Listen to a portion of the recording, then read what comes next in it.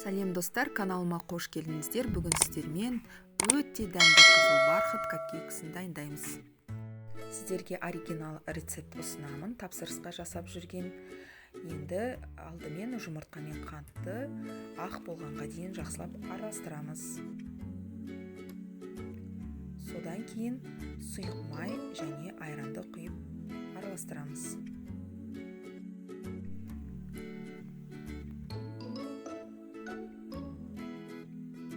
Енді құрғақ заттар ұнға, қопсытқыш, ас содасы және бояғышты салып шығамыз.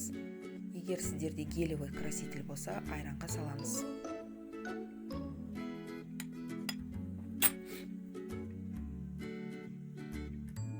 Миксермен араластырып шығамыз.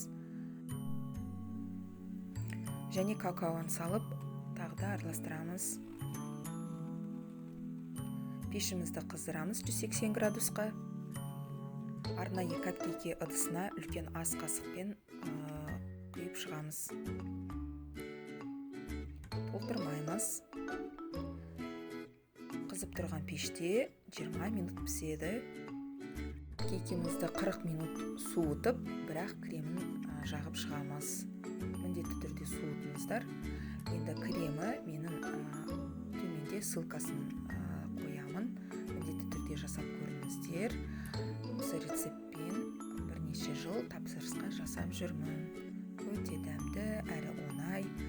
Жақындарыңызға пісіріп қуантыңыздар. Астарыңыз дәмді болсын. Видео ұнаса каналыма тіркеліп лайк басыңыздар.